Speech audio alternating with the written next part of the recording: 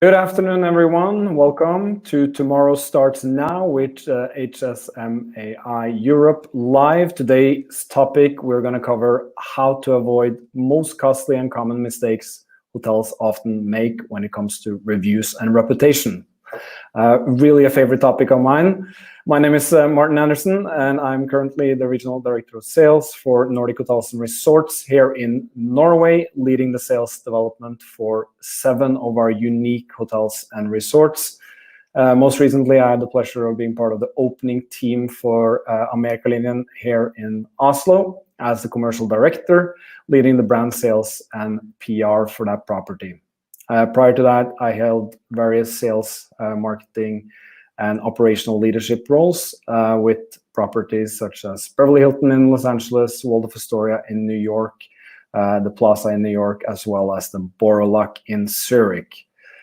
What a great day it is. We're seeing occupancy rise here in Oslo, and it's my pleasure to introduce to you Adele Gutman Milne, host of the hospitality reputation marketing podcast, Get Great Reviews. Adele has been honored as one of the top 25 most extraordinary minds in sales and marketing by the Hospitality Sales and Marketing Association International for achieving unprecedented results in driving revenue through guest experience, reputation optimization, and culture, through very important topics in the hotel industry. During her tenure as Vice President of the Library Hotel Collection in New York, the brand astonished the hotel industry by repeatedly earning the #1 highest guest satisfaction rating of any luxury brand in the world, receiving a 96.1 global review index by ReviewPro, one of the on the luxury brand report, a survey that more than 2.7 million annual online reviews. Every property in the collection rose to the top of the market for guest satisfaction on review sites such as Tripadvisor, including the Aria Hotel in Budapest, beautiful property, who was named the #1 hotel in the world on the 2017 Tripadvisor Travelers Choice Awards. Adele, welcome. Well, thank you so much, Martin. Thank you for the beautiful introduction. Yes, we were so proud of that hotel. Before the first shovel hit the dirt to launch the Aria Hotel in Budapest, we had a plan that hotel was going to wow every guest every time, that everything was going to be designed to be people-pleasing. And we were just aiming to be the #1 in Budapest, the #1 in Hungary. But, you know, when you're doing the right thing, people really respond from the heart with beautiful, beautiful reviews. And it just elevated the story of this small hotel to the entire world. It is such a wonderful thing to do, to promote your hotel, to be on top of the list, not just with good reviews, but with the best. Absolutely, absolutely. And that leads us, as I mentioned, the topic, one of my favorite topics, and really I think is something that puts your hotel in front of the rest of the pack. Guest reviews and satisfaction, how to avoid the most costly and common mistakes hotels often make when it comes to reviews and reputation. So first, we have a few housekeeping notes. I got to read out a special statement regarding antitrust. Certain topics are not proper subjects for discussion and consideration. Pardon me for a minute. consideration at any HSMAI meeting or gathering of members. While it is entirely appropriate to meet as an association to discuss common programs and areas of interest, it must be kept in mind that members may be competitors, and any collective action taken to eliminate, restrict, or govern competition among members is a violation of the antitrust laws. If there's any discussion among the members at HSMAI meetings relating to this topic, relating to significant factors of competition, any inference may be raised that such a discussion among competitors is for the purpose of agreeing upon a common course of business conduct. More specifically, among the subjects which members should never discuss with competitors are room rates, surcharges, conditions, terms, and prices of service, allocating or sharing of customers, refusing to deal with particular supplier or class of suppliers. Such discussions often lead to agreements, and agreements among or between competitors regarding any of these subjects are per se violation of antitrust laws and can lead to severe criminal and civil penalties. HSMAI and the board strictly prohibit any such discussions. Tomorrow starts now with HSMAI Europe. Has their weekly live shows every Tuesday from 2 to 3 p.m. Central European time, 1 to 2 p.m. UK time. They're taking a summer break until September 14, Tuesday, September 14, where the next live show will go on. That is with the Mike 11 Mentor Program. HSMAI Region Europe is committed to growing business for hotel, event, and travel industry and their partners. So, Adele, let's dive into this. How did you become so passionate about learning how to drive revenue through reputation optimization? Well, you know, I joined the Library Hotel Collection, which wasn't called that yet then. I had to work on getting that name adopted. I joined them in the year 2000, and the owner, Henry Callan, didn't say to me, Adele, I want you to make sales calls, run the advertising. He didn't give me the list of things that my job was entailing as sales, marketing, and revenue. He just said, it's your job to make sure, just like you were the owner, if you were the owner, what would you do to make sure this hotel is financially successful? And he said to me right from the very beginning, you know, if every single person leaves happy, your marketing is going to be done for you by them. So that let that be our focus, especially at the beginning. And this is before Tripadvisor and before a lot of social media. So let's just listen to what people are saying. Go to the breakfast room, see what they're talking about. See if you can find problems before they become a problem or resolve them before the guest leaves. So long before we ever really became aware of Tripadvisor and all these other review sites, we were already kind of in that mindset. So it was very easy for me to transition because I wasn't tethered to a list of tasks. I was tethered to my goal.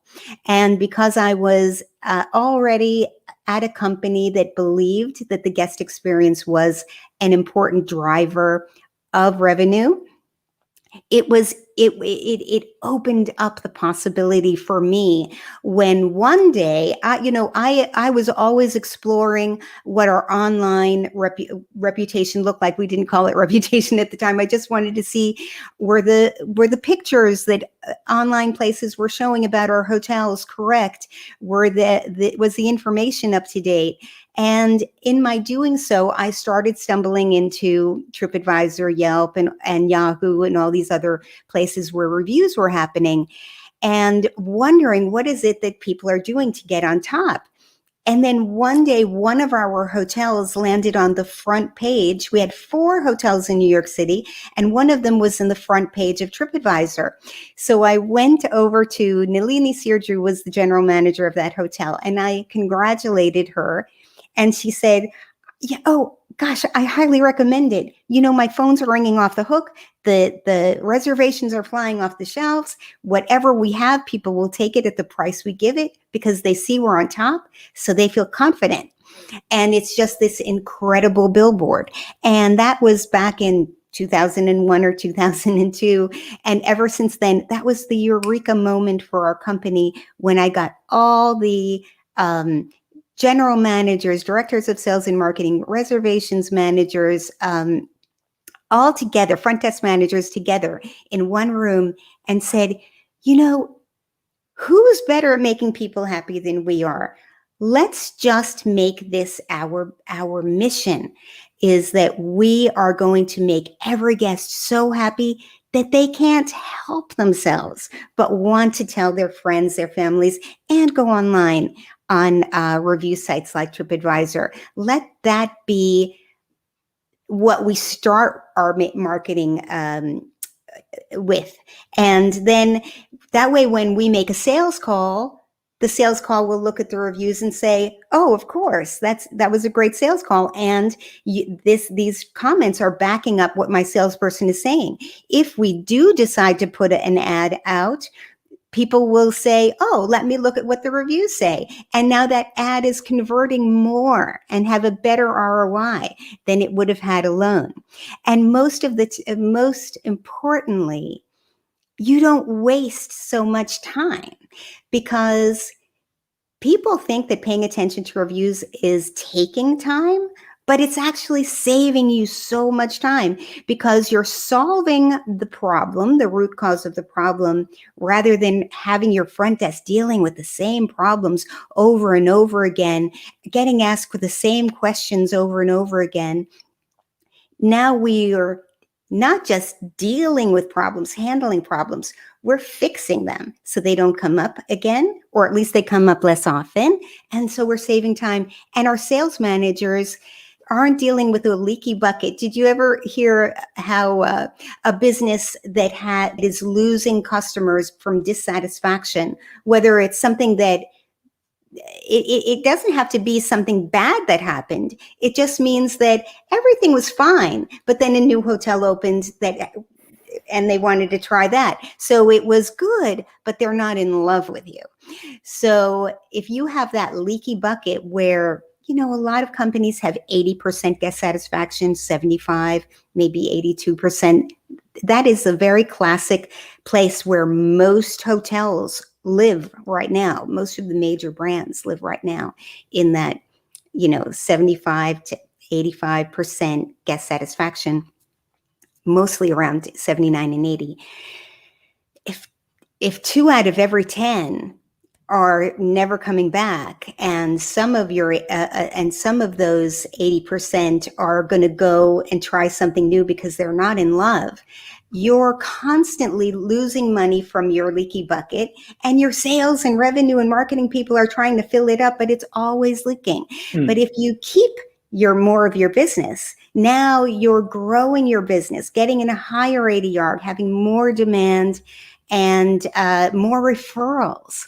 So it's the most efficient way to run a sales and marketing. So you made me very happy when you said you're in sales and marketing and you believe that this is your issue, because I know a lot of people feel like, well, isn't that operations job? But there's nobody that's going to care more about the sales, marketing, and revenue than the sales, marketing, and revenue team. So if we care about that, we should care about the guest experience.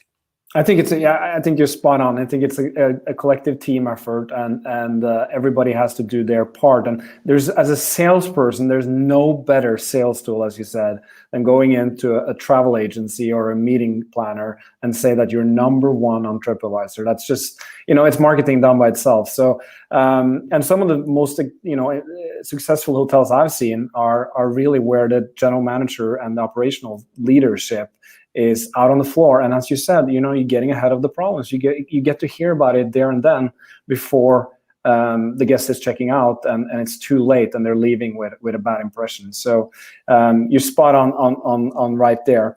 I thought we'd do this interview a little bit differently. I've listed some common beliefs that that I'm going to ask you if you believe it's fact or fiction, and then you can answer that. Are you ready for that? I'm ready. Excellent, excellent. So, number one, training your team to do their job in a polite and professional manner is the way to get 5-star reviews. And if your guests don't appreciate it, it must be something wrong with the guest, right? You know what? I think that polite and professional it's what you should get for showing up. I mean, that's the lowest bar for the hospitality industry. It's too low a bar for us, isn't it? That you know what? If that's the goal, you're not going to really inspire a lot of people to go that extra mile. We have to go above polite and professional. I'll give you an example. I stayed in a hotel recently that, it's part of a chain where I'm used to having, free coffee in the morning and some kind of a social hour, maybe not every day, but a lot of the time, sometimes free amenities from the mini bar. And things have been, how there's been a slip because of COVID of amenities. And I texted, I love texting, by the way. The texting thing for the guest experience is a fantastic tool. So I said, where will I find the coffee? And they said, in the restaurant. And it was polite. It was they said good morning first, but they just said it's in this restaurant. They didn't say, oh, we've got you covered for coffee. We've got complimentary coffee served from this hour to this hour on weekdays, and on the weekends it's from this hour to this hour. I hope you enjoy your stay. Don't hesitate to let me know if there's anything else you need. Now, that's above the polite and professional response that I got. And that's what I was looking for. And that's the kind of thing that makes me give a 5-star review rather than a 4-star review. That's the kind of thing that gets me to come back again. And absolutely. And to add on to that, you see that how that front desk person could be a salesperson as well, selling the internal outlets that you have on the property and really selling the value of where to get that coffee or the lunch or whatever it is. So yeah, totally. Yes. So it goes to show you that you cannot get 5-star reviews or hope to get 5-star reviews from anything that you or I do in the executive office. It's leadership of the team that is going to get you there.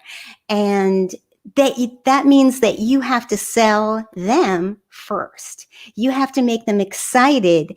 And the way to get people excited is to just help them identify themselves as the kind of people who love to go out of their way to make people happy. That's what they live for. And if you're constantly telling them great stories about great experiences and hospitality heroes and how people who are going to be the ambassadors to happiness for all of the guests, if you get them excited about being a part of something super special that is going to be beyond what any of the competitors are going to do, because nobody has this team and nobody has you. So if you make everybody, every housekeeper, every bellman, every front desk person, every restaurant person feel that they're a part of something special and they look for those magic moments where they get joy out of making people happy, your revenue is going to go up. That's the way it works.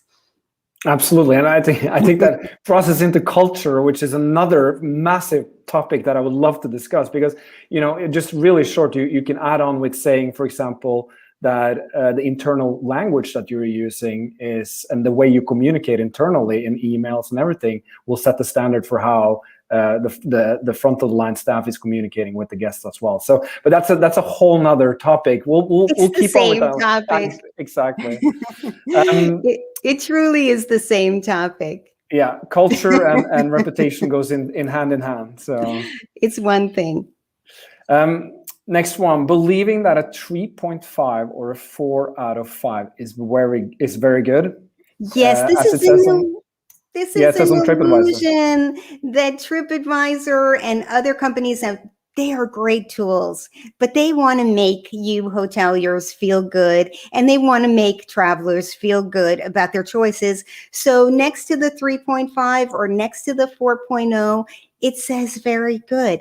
But guess what? It isn't, because, I read in Harvard Business Review that Xerox, some years ago, did a study. They were always counting, when they were tracking their results, fours and fives were their positives, and six or threes and below were negatives. But then they dig down deeper, and they found out that people who rated them as 5 were 6 times as likely to rebuy a Xerox machine. So 4s and 5s are not equal. And that's why you may think that you're doing very good, because TripAdvisor is saying, oh, you have 4.0 or 3.5. That's very good. It is not good. You are not making people fall in love with you, and you're not getting that inspiration of people walking out saying, I can't wait to go back to that hotel. That was a great experience. My friends work at that hotel. I feel so good about those people. I feel like my friends work there, and that's why I'm going to stay there. It's not because it's the fanciest hotel. It's not because it has the most amenities. It's the people that make a difference, and the care that is shown by things like how clean and sparkling and fresh and how thoughtful people are about making me feel cared for. This is CARE, cared for, appreciated, and respected at every encounter. You can do that at a 2-star hotel. You can do that at a coffee kiosk. You can do it at a hair salon. You can do it at a yoga studio. It doesn't matter what your business is. If you make people feel cared for, appreciated, and respected at every encounter, you're going to get good reviews. And that leads again to an authentic visit to the hotel. I think that's really, really good. Because there's a difference between a 5-star hotel in category and a 5-star service. Anybody can give 5-star service. Shoe shine guy can give 5-star service. You know that. Absolutely. Yeah. 3.5 or 4-star reviews are more trustworthy than a 5-star review. Well, I hear that said as though, it's not such a big deal to have 5 bubble reviews on TripAdvisor. People trust the 3.5. They may trust the 3.5 because, well, it's not the extreme positive or the extreme negative. So, there's probably like the truth to it, with the total extremes, they may not be as reliable. Yeah, but if you have 5,000 or 6,000 5-star reviews, it's suddenly getting more reliable to you, right? And just because you may trust a single review that is 3.5 or 4.0 or whatever it is, doesn't mean you're going to go with that decision. People are almost 4 times, according to TrustYou, almost 4 times more likely to pick the higher rated hotel. So just because somebody's feeding you this, and I see that statistic, once one person puts a statistic out, everybody copies it because they're not experts. So they look to the computer to find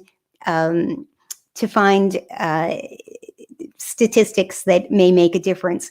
And so these little myths get repeated, but that's not meaning that the person's going to choose you.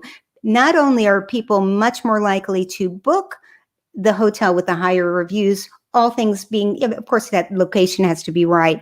The price has to fit into your budget. But people will go a little bit more, they will spend more money to get the experience that they want. And I can tell you that just from our hotels in New York, we would see that we would be full down to our last rooms, even charging $150 more than the hotel next door or the hotel right across the street. We would be getting not only more reservations, but at a much higher average rate. And I can, you know what, I have a podcast called the Hospitality Reputation Marketing Podcast, and I only interview people who are very successful at getting great reviews. And they said, yep, I can charge $50 a night higher than anybody else in my market, and I'm getting it. And they're delighted about it because it's worth it. It adds so much value to a person's stay. Absolutely. I would definitely pay more for it. So response time is always a hot topic. The most important thing is to have a written response posted to all reviews within 24 hours. You know, I highly recommend that you do post a response within 24 hours as soon as you can. But that's not the most important thing. A lot of people feel like the most important thing in reputation management. I actually don't like the term reputation management. I like reputation cultivation, reputation optimization, reputation transformation, whatever it is. Your reputation, what you do today, is going to build your reputation for tomorrow. And if you're just responding with a template response, believe me, I see it every single day. I'm looking at reviews every single day from around the world, and I just see this cut and paste, cut and paste, cut and paste. You think you're doing yourself a favor? You are not doing yourself a favor. People can see through that is not a real response. What really matters is here's the real response that matters is the internal response, where you have listened to what the problem is. You have investigated what the root cause of the problem is. You have thinking about how that customer felt, putting yourself in their shoes, and how can I be helpful? So I have written, she didn't know blah, blah, blah before she got to the hotel, even though I've put it on my website and I put it on my confirmation. But you know what? I'm going to put it in a better place, in more places. I'm going to put it on the booking engine too. And you know what? I'm going to add it to the pre-stay email too, in a way that nobody's going to miss that information, because it's important that I communicate well so that I don't have these surprises coming up to the front desk, and my poor front desk clerks don't have to deal with these, an unpleasant surprise at the front desk. It tarnishes your whole stay. It sets the tone for your guest feeling that you don't care enough about them to have properly communicated everything in advance. So a really important reason why sales and marketing need to be a part, you could never say operations is taking it over, is because many, many, many of the problems that come up are problems that we can resolve by communicating better. And that is in our court, right? Excellent. So it's the most important thing is not the written response. It's the internal response. And then if it takes you a little bit longer to get a good response where you're actually communicating, you know what? I thank you for letting me know. I'm so sorry that happened to you. I spoke to the restaurant manager and the chef, and we found out blah, blah, blah. And that's why from now on, we've decided to implement, we've been doing something every 2 hours, but now we're going to do it every 45 minutes just to make sure that things flow smoothly. So thank you, because now, because of your feedback, we've done something that is going to make it a better experience for everyone. And we really appreciate it. And we can't wait to have you come back and see what we did. That's a kind of response that earns so much respect. I actually have had people contact me and say, I canceled my reservation at another hotel because I was so impressed the way you handled a 1-star review. And I think it gets to me every time when I read Tripadvisor reviews and I see the person responding is doing it. So like you can see the whole thread down. It's like the same answer. Like it's very static. It's not genuine. It's not authentic. There's no heart in the response. And it always gets to me. And I think sometimes probably more on the negative reviews. I think because every property will get some kind of negative reviews. That's just the nature of our business. And I think sometimes the old-fashioned telephone can be picked up and maybe get a hold of the guest, speak to the guest, and then post something, obviously as a reply to the Tripadvisor review, so that you have that organized as well. But just picking up the phone and showing a genuine interest can save the business for future stays. Yes, but you still need to respond to the review online. But it's better to have thought it out. And, I saw a reputation management company who says that we'll do it for you. And by the way, I'm not saying you can't use that as a tool for responding to positive reviews where you don't have a lot of internal action that needs to come out of it. So you can use that kind of help. It's okay to have your front desk people or your night auditor or social media manager answer positive reviews, but negative reviews really need the negative reviews really need top management. But what I was going to say is, a professional reputation management company said, "Oh, think very carefully about what you write because responses are forever." No, they're not. You can write a response saying, "I'm so sorry this happened to you. I'm looking in. Please allow me 24 hours to look into this deeply, and I will contact you again shortly with an update to or whatever it is that you need to say." You can have that immediate response, just saying, "Let me look into it and I'll contact you again in 24 hours. Or you can wait the 24 hours. But if you think it's going to take 72 hours to really get to the root cause, you can have a quick response and you can update it. TripAdvisor allows it. Google allows it. It's easy to do. Yeah.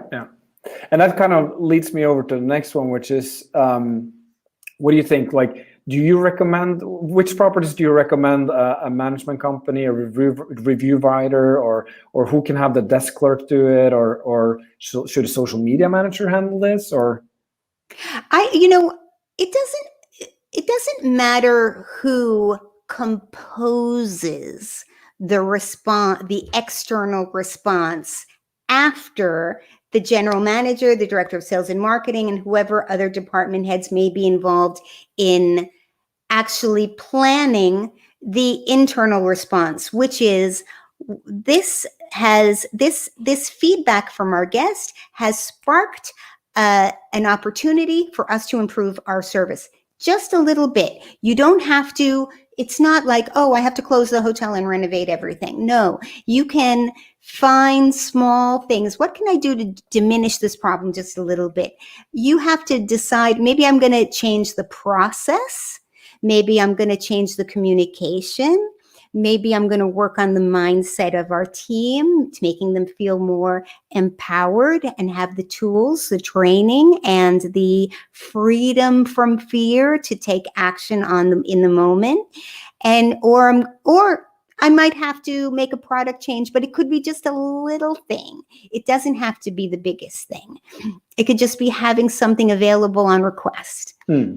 For example, not that you have to do something permanently to all the rooms. So when you internally respond, then you just pick your best writer. And if your best writer is somebody at your desk, if your best writer is social media manager, if your best writer is your PR person, you can hire somebody else to be your best writer, but you decide what you're conveying. It's not a template. It's not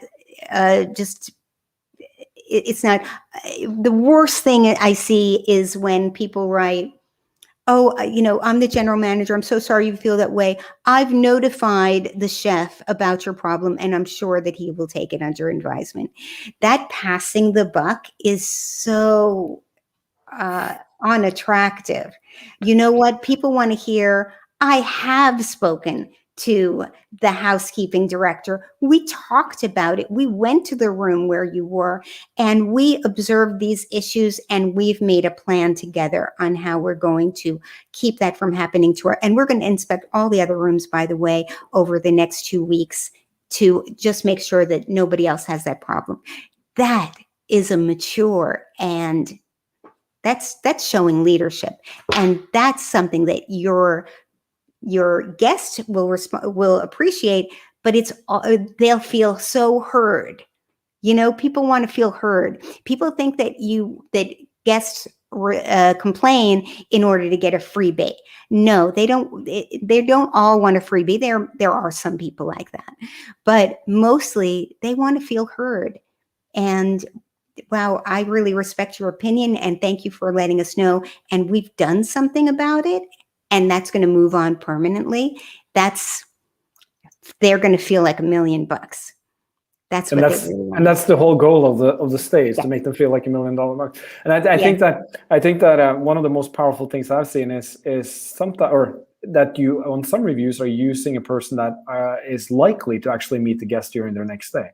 So that, if it's the guest relation manager who is often in the lobby and kind of spending a lot of time in the lobby, and they meet Ms. Gutman on arrival when you just left in a review, even if it's mediocre or if it's positive, I think it's a great positive effect and could foster future positive reviews. Yeah, if it's a positive review, it's really nice to have somebody, especially if somebody comments.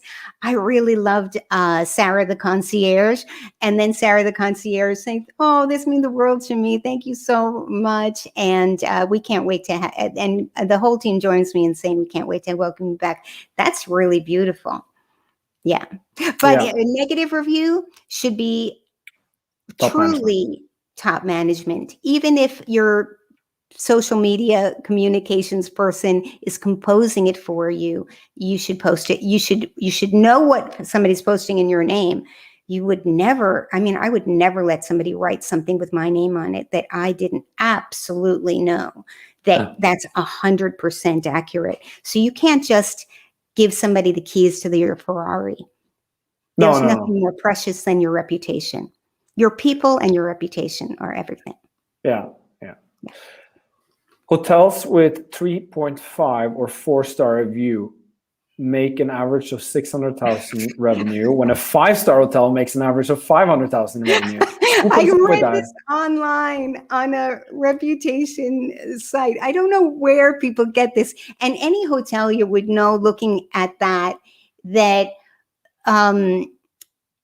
okay, we don't talk about things like that. We do talk about the gross operating profit or the RevPAR index, or we talk about return on investment. We don't compare the revenue of a 1,000-room hotel that has 3.5 to a 50-room luxury boutique hotel that has 5.0 and say, well, the 3.5 has more revenue. Well, yeah, it's a huge box, and of course it's going to have more revenue.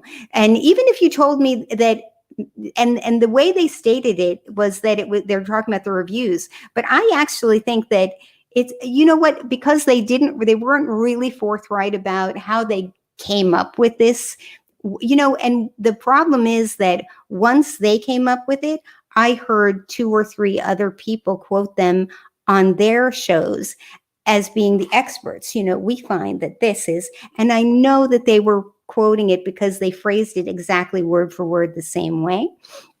And there was a kind of a quirky little phrase that they used that doesn't come to mind very quickly. They use the same expression. So I know that they all borrowed that from that one online place. Think about who you're getting your stats from, and look at the backup of that, and you'll recognize when something is ridiculous. You know what? If it were true that 3.5s make more money than 5.0s reviews places, well, I guess that Alain Ducasse and all the famous chefs in the world would say, let's serve the food cold today. I want to make more revenue.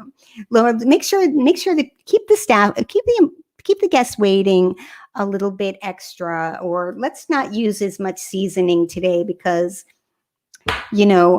I want to have more revenue. They don't do that. If you want to be great, you want to have a great reputation, you want to be able to charge top dollar because you have a highest level of experience, a guest experience at whatever level that you're serving. You should give people the best. Smile at the guest, make them feel welcome.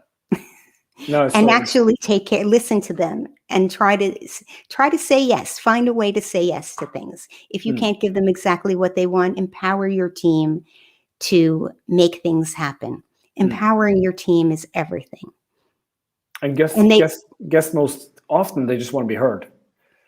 Yes, and they don't want to hear your policy is this, because and a lot of times I see it every day. I see it every day of front desk people quoting policy. Well, that's our policy. That's our policy. That nobody wants to hear that. They have to be empowered that if the policy doesn't make sense at this moment, that we have a way of solving the guest's problem and satisfying them, and still taking care of the business needs of the hotel. And remember, if you really understood what your lifetime value was of that customer, if you understood, as sales and marketing people do, how expensive it is to acquire a new customer, you'd be paying a lot more respect and attention to when you have a customer that is going to be loyal to you and love to come back again and again and tell all their friends. That is the most affordable way of acquiring a new guest, is to keep your guests so that you have. Yeah. Right? Yeah, absolutely. And back I want to go back to 2002, 2001, and you were rallying up the troops in hotels and saying the operational teams, and you were giving them the speech about the review optimization. How did you convince these, director of revenues, the operational department heads that business is not only about money? Oh, you know what? But they, I said, we have to be here for these, I'm going to say 8 hours, but you know how it is in the hotel business. It's never 8 hours. We have to be here for whatever time that we're here every day. We can just do the tasks, check the boxes on the checklist, or let's have fun. Let's have fun and try to make everybody happy. Do me a favor, I said to the team at the desk at that table that day. I want every single one of you to go back to your teams, and for every bit of the guest experience, starting from when they call to make a reservation, let's talk to all the people who do reservations while they're making reservations. And our front desk did reservations, but we just kind of made that a separate touch point. What is it that you say that when you say it, you know that the person on the other end of the phone is like, woo, yay, I feel so happy that I called here. What are the things that you say that really light people up? When you open the door of the front door, or you help them out of their car, get their luggage, what are the little things that you do that you can see just brings a smile to the person's face, light them up, makes them feel special? And we went through, what do the hostesses do during breakfast? What do the hostesses do during wine and cheese? What does the front desk do when people are checking in, when they're checking out, when they're asking concierge-y questions? And we compiled the brilliance of all of our team's collective knowledge. And you do that, and you ask your team, you're the experts. You are so good at making people happy. Tell me your special magic. How do you think that makes that employee feel? Makes them feel great. And when we compiled it and we shared it amongst everybody, and when people are when you've hired the kind of people who seem to light up about the idea of making people happy during the interview, we're saying, you know what, we're just all about making all our guests feel like family, making them feel loved and paid attention to, and really trying to give them the best experience that they'll ever get. They'll never get another hotel in New York to treat them like this. They'll never get another hotel in Prague to treat them like long lost family or like their favorite movie star. We're going to just give them that extra every single time. And just, we want to have, and I would talk to them about sparkling sunshine on the guests, which means like it's beaming from your eyes. It's beaming from your smile. We're so happy to have you in front of us. No, you know how many times I've come to a hotel and it's like checking in? Of course I am. It's, you know, and people said to me, okay, you know, we had the number 1, number 2, number 3, and number 4 hotels in a row in New York City out of hundreds of luxury hotels on Tripadvisor. And they said, you can't do it in Europe. You know, go to Prague. We were number 1 in Prague, number 1 in the Czech Republic. Go to Budapest, number 1 in Hungary, number 1 in Budapest, number 1 in the world. Number 1, the Prague hotel was at one point number 1 luxury hotel in the world on Tripadvisor. It was such an incredible billboard, but they just, the culture, if they, you know, once you hire people and say, you know, we are all about making people happy and sparkling sunshine on them and making sure that they feel like family. Well, if you hire people like that and you tell them, you know what? This person had a complaint. I know you're a great person and you always want to do the right thing. So let's just see what happened during the process, where it went astray. And let's just talk about some alternatives. There's no blame. When I interviewed Sally Beck, one of the best general managers in the world, she took her hotel from number 272 on TripAdvisor out of 1,100 and something hotels in London to being one of the top 10 hotels in the entire UK on TripAdvisor. She says, I do not allow fear in the house. And I don't even like to have standard operating procedures for how to deal with guests. I need procedures for security things, you know, that are important. You know, financial things sometimes have to be in a certain way. But in terms of dealing with guests, I don't even have that. I want emotionally intelligent and free people who know they're never going to get in trouble for trying to do the right thing. We're just going to talk about alternatives for next time. Let's always learn something. So we celebrate even when we make a mistake and we're learning.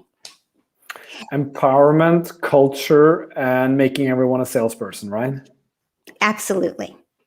Perfect. I have a curious one because the next one really is something I think everyone responds to. And it's not only the GM, but if you are a GM and you're too busy with operations to take time to listen to what your guests and employees think about your experience, that goes for all operating departments. You know, it's always a hassle getting, you know, oh, I don't have time to respond. Like, how do you respond to that?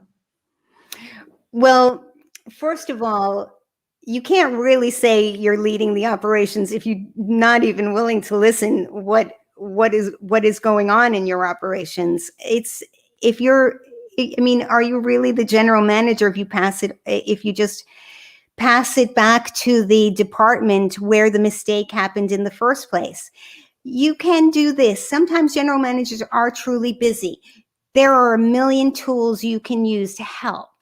Do you have an assistant or maybe that person you can have? It's got to be somebody that has some respect throughout the hotel, some knowledge about how the hotel works, who can collect all, you know, see the negative review, collect all the information from the team about what went wrong, what was the root cause and everything, even try to ask questions in a way that we can try to find, well, what could be a possible solution?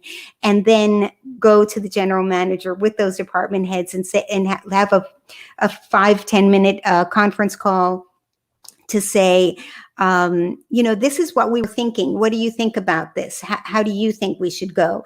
But if you're not involved in the solving of the problem, you don't even want to be the person who says, oh, I see, I see what's in the review and I'm making the decision about what we're going to do about it. That's not the way to go either. If you don't have the collaboration, then you don't have the entire team having skin in the game. But having the general manager there so that they know that whatever solution they come up with, they're responsible to the GM for it.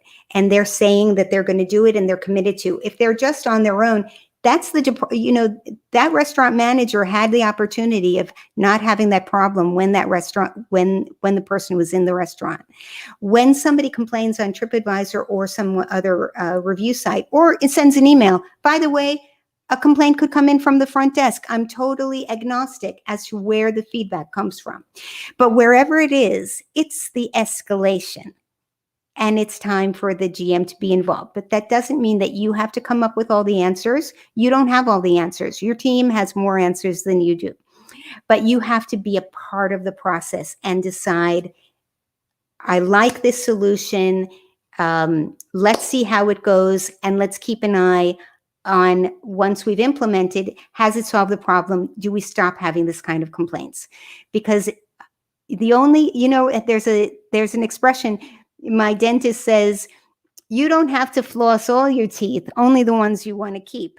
And I say, you don't have to deal with all the problems your feedback brings up from your guests. Just the complaints you don't want to have again and again and again and again, driving people from choosing your hotel on their next visit. If you're okay with losing business, if you're okay with losing the lifetime value of that customer, if you're okay with having an ADR and that you're always having to discount because you need to always find new people to replace the people that you've lost, then don't deal with your problems. But if you're a leader, you'll make a well-run company where everybody wants to inspire guests to be loyal customers for life and tell their friends and go online and tell the world. Which is the most important thing, right? It sure is. Absolutely. One of the final things I want to talk about is, and I think many hoteliers has been in this, and you were talking about the bucket that was leaking, and a lot of us have worked in hotels where there's a renovation needed, or we say that, oh, the TVs are outdated, or the carpets are worn out, and you say that, believing that these reviews are out of your control and there's nothing you can do because you'll always have these complainers. Do you think that you can get 5-star reviews even though your property needs to be renovated? Yes. One of the people that I interviewed for for the Hospitality Reputation Marketing podcast is Christine Trippi. She wrote a book called Yes is the Answer, which is terrific. A very quick read. And she was the general manager at a select service hotel for Marriott. And she came in, and that hotel was what she calls in the red zone for Marriott. So it had an unacceptably low guest satisfaction rating. And she told everybody, she didn't fire anybody. Obviously she replaced the GM, and one person left on their own accord, that they didn't want to be a part of the reputation change. So she said, you know what? It doesn't matter what 4 walls we're in. It matters who's in those 4 walls. And we're not going to be victims. We're going to be Vikings. That's her phrase. And I like it. And we're going to control the experience, our friendliness. We're going to control how clean it is, how well maintained it is. And we're going to control our mindset. So and she was able to take that from having lost most of their corporate accounts, getting all those accounts back, and having a 212, what do you call it, RevPAR index for their neighborhood, and being the #1 rated hotel in their county, not a big county, but it is a #1 rated in their county on Tripadvisor, and it was a huge financial success for them.